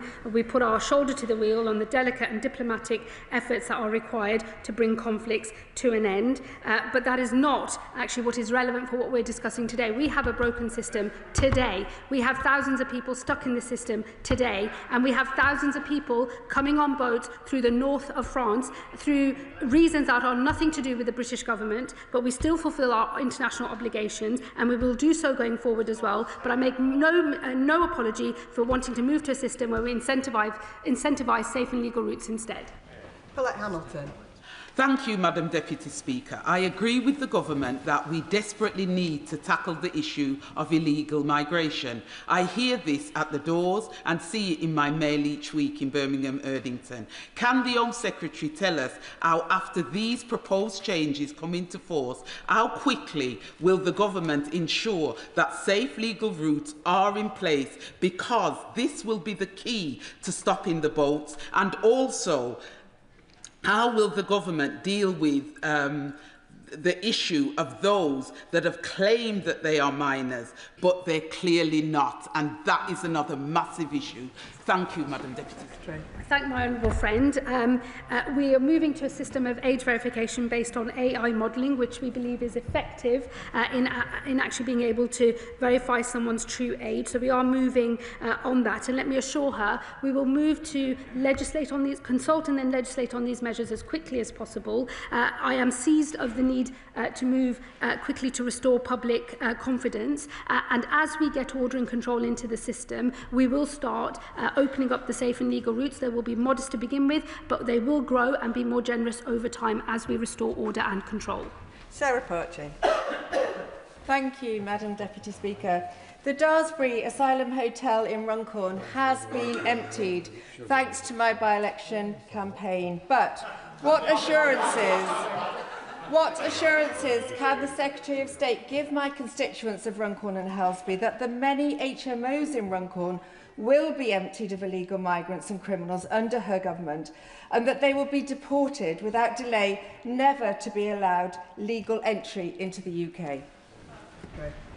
Well, it is this government that is exiting hotels and will do so. It's a manifesto commitment that we will do so by the end of the Parliament, and I intend to bring that forward as much as possible. And let me say to her, we will always fulfil our international obligations, but I make no mistake for wanting to privilege safe and legal routes rather than illegal entry into the country. Samantha Niblett. Thank you, Madam Deputy Speaker. Every single day I campaigned in South Derbyshire whilst a candidate and since becoming an MP last July. Immigration has been the #1 issue dividing my communities. They have either been pushed to apathy, and we're talking about Labour voters here, or they've been pushed towards reform. I cannot thank her enough for today's statement, because finally at last my constituents feel heard. But my question to her is, how frequently can they expect an update so that they can see that these promises being made today will result in delivery sooner rather than later? Secretary. Well, I thank her for her comments and her question. Let me assure her that I know that the way to build public confidence in the new system is not just to announce the reforms here, but to get on with legislating and then implementing those reforms so that her constituents, my constituents and people all across the country can see the impact and can see that we can fix this system and that the public confidence in having an asylum system at all can be retained. Adnan Hussain. Thank you, Madam Deputy Speaker. Stripping people of the very few belongings they have left after fleeing war and persecution runs contrary to the very principle of asylum, a principle rooted in protection and compassion. So I ask the Home Secretary, how do such measures help address the real root causes of displacement and the refugee crisis? War, destabilisation, persecution and dangerous crossings. Secretary. Well, I shouldn't be surprised to see the honourable gentleman indulging in misinformation here. Let me tell him the example I used in my speech. Somebody who has access to £800 a month from their family, has enough money to acquire an Audi and is not expected to contribute to the cost of his asylum support at all. I think it is right that we change that. British citizens have to give account of the assets they have before they access benefit support. I don't think that these individuals should be in a privileged position if they have access or have assets of high value. I've made it very clear when this is not about taking jewellery off people or their wedding rings and so on at the border. That will never happen, but it is right that those who have assets are asked to contribute to the cost of their asylum accommodation. Abtisam Mohammed. Thank you, Madam Deputy Speaker. Under the previous government, we have had hostile policy after hostile policy, from the go-home bans to Windrush scandal to Rwanda, all of which failed to deter dangerous crossings or fix the asylum system. What is dividing communities is the constant anti-refugee rhetoric pumped into our politics, which has resulted in the vile racism that the Home Secretary has been subjected to, vile racism that I have been subjected to, vile racism that my mother has been subjected to. Let's be clear, there are some people who will never be appeased, who will constantly stir hatred in our communities. The new proposals of forcing refugees to reapply every 2 years just adds huge cost and pressure to an already overstretched system. Has the Home Secretary assessed the cost to the Home Office of processing thousands of repeated applications, an area of law in which I used to practice in, and how will this impact on an already overstretched system facing huge backlogs? Secretary. Well, let me tell you, what I think is dividing our country and communities all over our country is an unfair, out-of-control system that's putting pressure on communities across the whole of the nation, and it is incumbent on me as a Home Secretary and on this government to fix that system and to retain public consent for having an asylum system at all. And it is also my job to make sure that we have the administration capacity and the funding to enact these reforms, which we will. Gareth Snell. Thank you very much, Madam Deputy Speaker. If you look at a heat map of where asylum dispersals take place, it tends to be inner city London and then the towns and the cities of the Midlands and the North West that least have the resources to help them. And thankfully, in Stoke-on-Trent, we've got organisations like our CAB and ASHA who are doing what they can. So can I ask the Secretary of State, when she is looking at this policy in the round, as she will do, can she look at that dispersal mechanism to make sure that everyone is taking the support that they should do? And could I also go on the point around the national referral mechanism for modern slavery? It is one of the most difficult pieces to access if you are somebody who has been trafficked into this country. You need to be put in by a national first responder through a third party. Can she set out a little bit about what her changes are going to be and give an assurance that those national first responders won't be removed from that process because they do a very good job in vetting people before they get access? I thank my friend for his 2 questions. Let me assure him that we already run a dispersal model which is designed to ensure that the burden is spread out across the country, and we will carry on doing so. And on modern slavery legislation, we've already consulted. That consultation has closed, and I will be looking carefully at the responses that we have. This is a very well-intentioned, much-needed piece of legislation. I do believe that it's important that we crack down on modern slavery in our country, but it is being used to frustrate legitimate removal of people from this country. I saw that just within the first few days as Home Secretary, where I had to change policy very quickly to prevent people thwarting their referral, their removal to France under the one-in, one-out deal. That is what I have in mind, and those are the changes that we will make. Colin Naismith. Madam Deputy Speaker, can I thank the Home Secretary for her statement today and for taking the bold action necessary to tackle the chaos and lack of control that we inherited in our asylum system. But does she agree with me that these changes are as much about incentivising the right behaviour by creating those capped legal routes to asylum as they are about taking tough action to break the status quo, which sees thousands of people crossing the Channel in a dangerous, uncontrolled and unfair way? My honourable friend is absolutely right, and I endorse every word that he just said. Kumar. Thank you, Madam Deputy Speaker. What measures is the Home Secretary taking to dismantle the criminal gangs exploiting both legitimate and illegitimate businesses to facilitate illegal channel crossings, and can she make details of regulation action that's being taken to prevent the use of assets such as shops on our high streets and the supply of life jackets, boats and other components needed in the dangerous crossings by illegal immigrants and by criminal gangs? Home Secretary. I can assure her that we are engaging in intense law enforcement work, both through the National Crime Agency and working collaboratively with our partners in Europe, especially in France. There have already been 350 disruptions of organised immigration crime activity. We've confiscated numerous small boats ourselves, and again working with our European partners to do so. The sum total of all of those efforts has prevented 20,000 illegal crossings across the Channel already. We will grow this work. We know it is a very important part of the picture for how we deal with the problem of small boats. David Williams. Thank you, Madam Deputy Speaker. This is about fairness. My constituents across Stoke-on-Trent North and Kidsgrove are good, kind and compassionate people. We've got a proud tradition of supporting those who need our help the most, yet they know, like we all did, that the current immigration system is broken. Does the Secretary of State agree with me that, unlike the previous government, who were more concerned about campaigning on the matter, we must take action to bring back that fundamental value, our British value of fairness, so that we can resolve those issues at our borders? Again, I agree with every word my colleague and my honourable friend has just said. Fairness and contribution, they are Labour values, they're British values, and they underpin the totality of these reforms. David Smith. Thank you, Madam Deputy Speaker. I thank the Home Secretary for her statement, and particularly for the commitment to new, safe, legal routes. There's been a lot of talk of morality in this discussion, and there absolutely should be. It's too important to get it wrong. So does she agree with me that tolerating a system where men, women and children are encouraged onto flimsy rubber boats to risk their lives in the English Channel when they are already safe where they are is not a moral choice? He's absolutely right.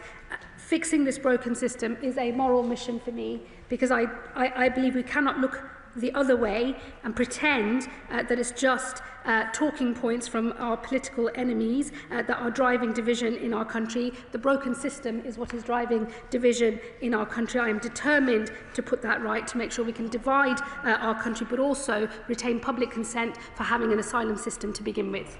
Daniel Francis. Thank you, Madam Deputy Speaker, and can I thank the Home Secretary for her statement to control our borders, which I know will be welcomed by the majority of constituents across Bexley and Crayford.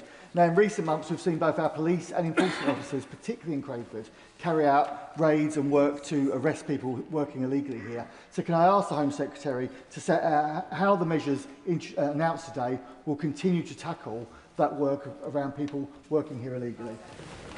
Well, cracking down on illegal working is absolutely crucial to all of these reforms, and to make sure that we can retain public consent for not just our asylum system but for our legal migration system as well. We've already seen a record number of raids, over 11,000 since this government took office, leading to 8,000 arrests and over 1,000 removals of those with no right to be in this country. We will build on all of that work. Charlotte Nichols. Thank you, Madam Deputy Speaker. Warrington has one of the largest communities of Hong Kongers in the country, many of whom I met with over this weekend, where they reiterated their profound concern that the BNO 5+1 scheme is at risk as a result of the government's wider agenda on tackling issues in the asylum and immigration system. Will the Home Secretary give a clear commitment to Hong Kongers that the UK is their home, that the British state will keep its promise to BNOs and Hong Konger refugees, and that the 5+1 scheme is safe? We are committed and have always supported the repatriation of Hong Kongers. The consultation on earned settlement will be announced to this House very shortly, later this week, I believe, and I look forward to discussing that in detail with her then. Kat Eccles. Thank you, Madam Deputy Speaker. As a delegate to the Council of Europe, I will always defend the ECHR and its institution and treaties, and that's why it's important to talk about it in the correct context. In the last 45 years, the Strasbourg Court has ruled against the UK on immigration law rules only 3 times, and in the latest year, for which figures are available, the number of successful human rights-based appeals represented 0.73% of all sentenced foreign national offenders. And the last time Article 8 successfully applied to block a deportation was in 2020. So why does the Home Secretary believe that Article 3 and Article 8 of the ECHR are blocking the UK from controlling its borders when the data simply does not back that up? I don't think that the data relating to the Strasbourg Court is necessarily reflective of what we're seeing in our own courts here at home. It is clear to us that the application of Article 8, which I know she knows is a qualified right, and it is absolutely appropriate for governments to dictate how that right is applied in their individual countries, and we will do so by bringing forward second session legislation. We think that there is a case for reform of Article 8, and there is absolutely a case for continuing the discussions with European partners at the Council of Europe on Article 3, because we are not the only country that is seeing the expansion of Article 3 have implications for the deportation, in particular, of foreign national offenders. The case for reform, we think, is strong. We have the right solutions, but we are signatories to the ECHR, and we will always be so under this government. Liam Conlon. Thank you, Madam Speaker. Can I thank the Minister for her statement? And I was really proud of how my Beckenham and Penge constituency came together to welcome Ukrainian families after the conflict there through schemes such as Homes for Ukraine. I'm pleased the government has announced today to expand safe and legal routes like this, recognising the UK's responsibility and desire to support those in need and removing the need for refugees to make dangerous journeys. Can the Home Secretary set out how quickly we can expect these safe and legal routes to start operating? Well, I would hope we can move very quickly indeed. As I've said, though, we will do so as we restore order and control to the broken system that we have at the moment.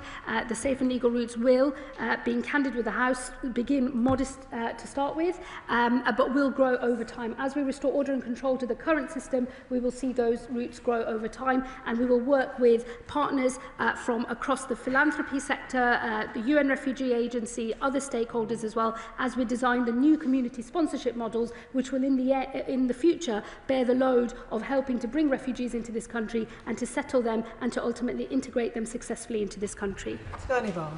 Thank you, Madam Deputy Speaker. I draw attention to my register of interest. I acknowledge the gargantuan task the Home Secretary has to regain public confidence in our asylum system. We must ensure that, as well as fairness and contribution, that compassion is also reflected in our asylum system, which is also a quintessentially British value and is reflected in the work of charities like Napier Friends in my constituency who support those staying at Napier Barracks. My question is about the appeal reforms in relation to professionally trained adjudicators. What is the rationale for this when we already have a specialist judiciary with expertise to decide these cases? And what is it about the adjudicator model that will mean they are in a better position to decide these cases than under the current system?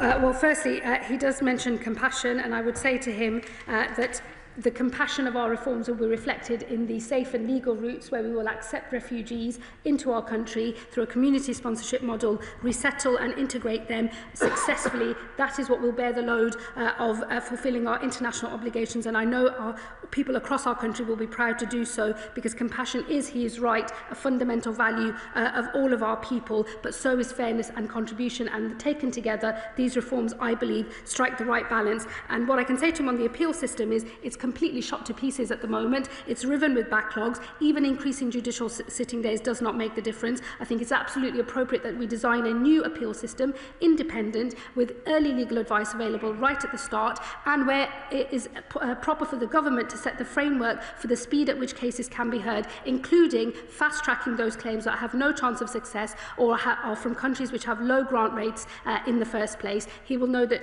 listing at the moment within the current system is a matter for the independent judiciary. We would never seek to interfere with that, but with a new appeal system, we as a government will be able to set the framework for the speed at which cases are heard, as well as the provision of legal advice at the start, so we have one claim, one appeal, and certainty at the end of that process.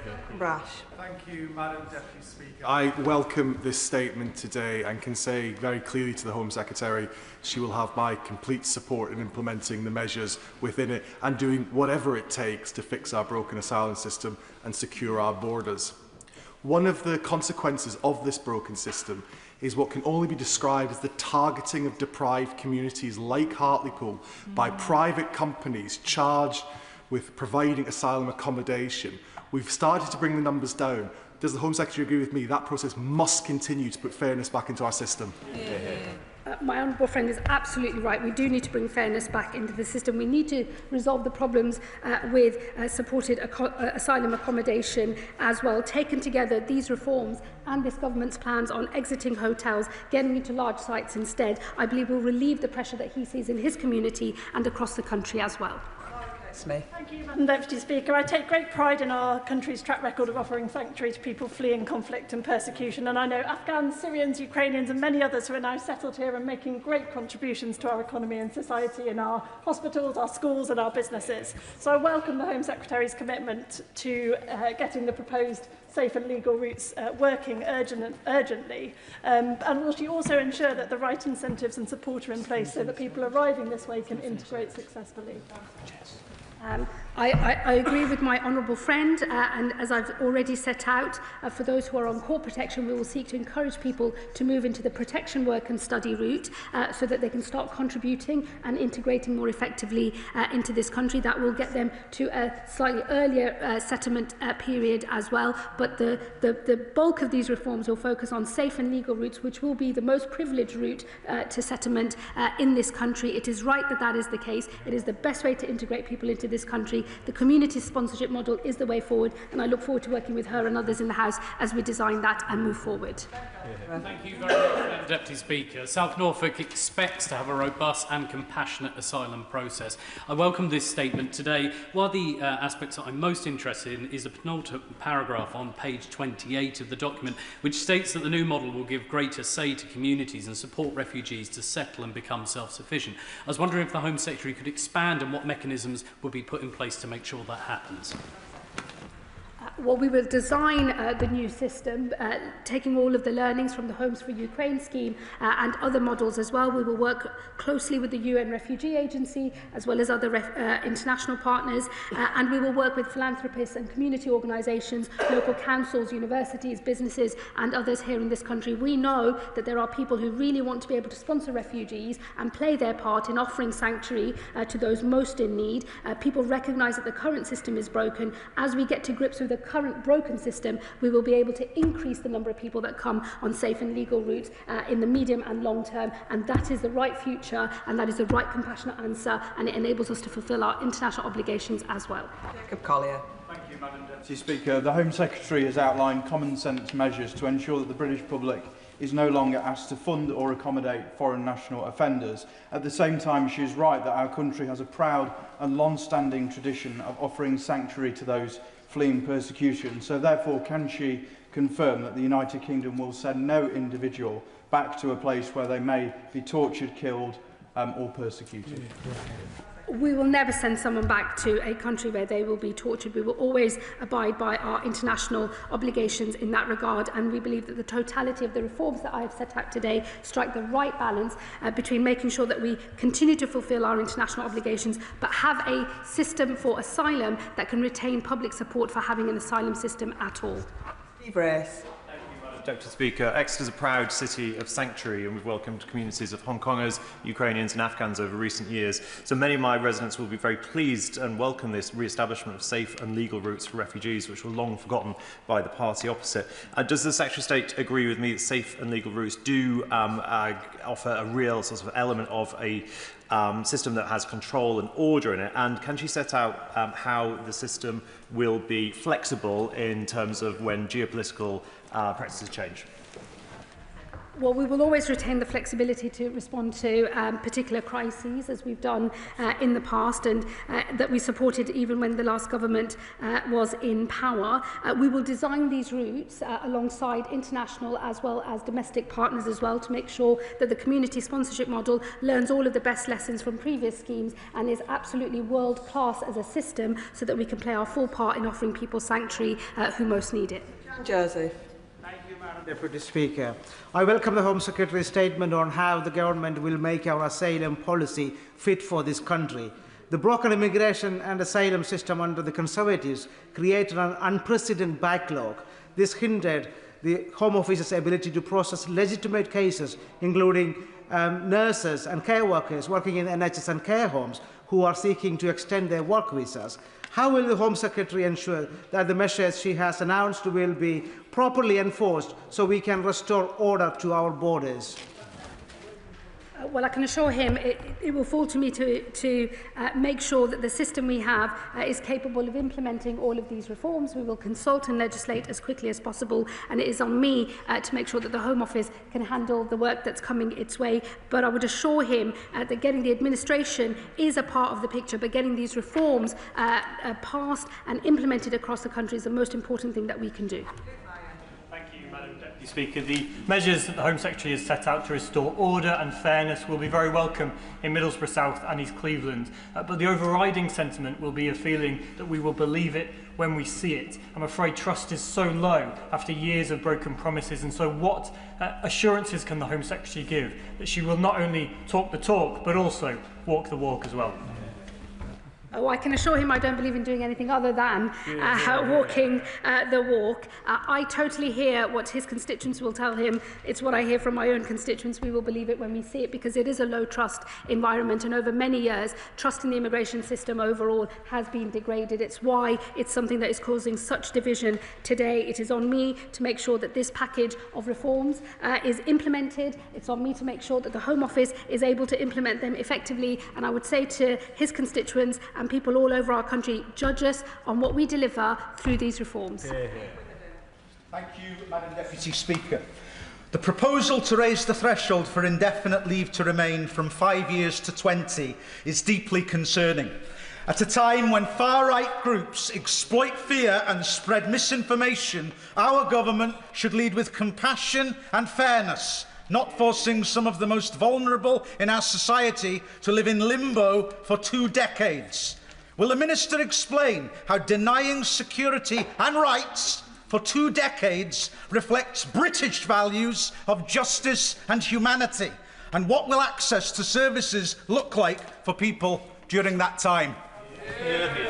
Tell my honourable friend not to defend a status quo that sees people spend thousands of pounds paying people smugglers a ton of money to get on a boat and come across the channel through a dangerous crossing that puts their own lives and that of others at risk. I would really urge him not to defend a broken status quo, engage with the detail of these proposals, which reflect a new protection work and study route, which will be open to those who are offered core protection in this country, and that we will open new safe and legal routes as well. Thank you, Madam Deputy Speaker. Does the Home Secretary share my concern that the scrutiny from the benches opposite is somewhat sparse this evening? But on a more serious note, can she reassure my constituents that one of the key outcomes of this statement is that we will finally bring down the taxpayers' bill for asylum accommodation? Time and again, this is a concern raised with me by my constituents, and to reduce that bill will help many feel that there is far greater fairness in our asylum system. Well, I suspect the lower numbers on the other side are down to the fact there's not that many of them anymore. And what I would also say is he's absolutely right on the cost. Fairness and contribution are the principles that underpin this asylum policy statement. And I hope that as we bring costs down, we can retain public support for the asylum system overall. Madam Deputy Speaker, there are quite a few things needing challenged in this statement. First off is that Britain has always been a welcoming, generous and warm place for immigrants and people seeking asylum. There will be many people from an Irish background whose ancestors faced prejudice, as there will be many Jews and Muslims that have been the victims of anti-Semitism and Islamophobia. And let's not forget about the Windrush scandal. With what we have heard today, I'm afraid the government has surrendered to past discriminations and the vile rhetoric of reform that we hear today.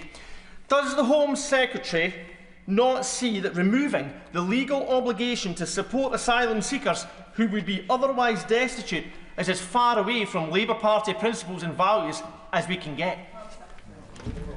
Again, I would just really urge my honourable friend not to defend a broken status quo and not to defend people who commit crimes and are funded by the British taxpayer while they do so. Jonathan Hinder. Thank you, Madam Deputy Speaker. Having gangsters control who comes into our country is intolerable.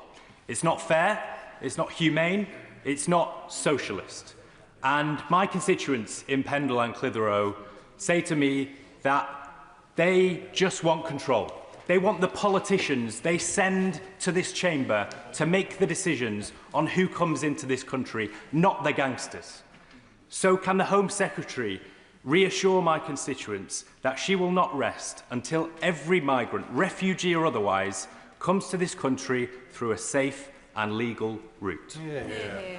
Well, I thank my honourable friend for his question. He is absolutely right. There is nothing humane or socialist or indeed any other group that people might want to put themselves into about paying people smugglers a lot of money to get into a boat in the Channel. It's a dangerous thing to do. It fuels further crime. It is not the way that people should seek to come to this country, and I will not rest until the way that people come to this country to seek refuge, be granted refugee status, is through a safe and legal route instead.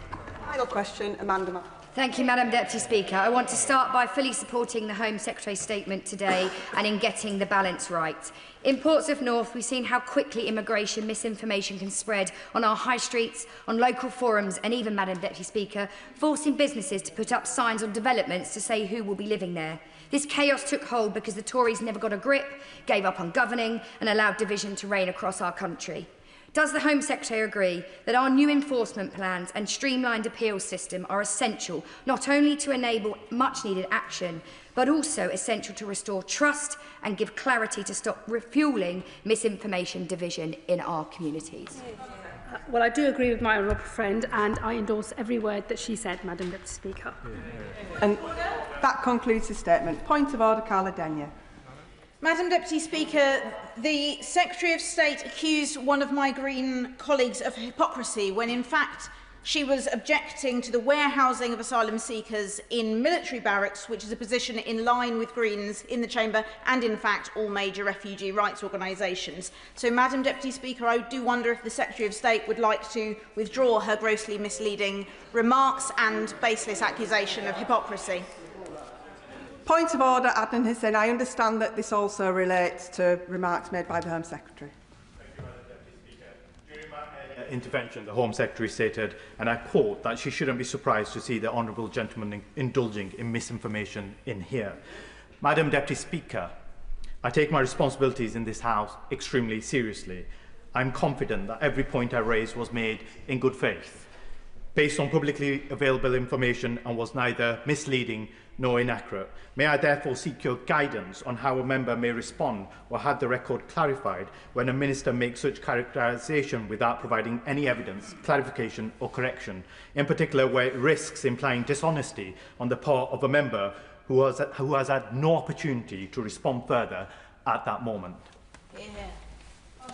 Say in response to him, I'm very happy to say it wasn't misleading, it was just wrong. So I can clarify that for the record. And let me say to the Honourable Lady opposite, I don't think, I think it's a fair point of debate to point out that the Green Party is often indulging in hypocrisy, and I shall look at carefully at what her colleague has said in relation to the large military sites. But I would say to her, the Green Party never seem to offer any solutions, only commentary that does not work. And I thank both members for their points of order, and their comments are now on the record. We now proceed to read the orders of the day. Biodiversity Beyond National Jurisdiction Bill Committee. No. Order.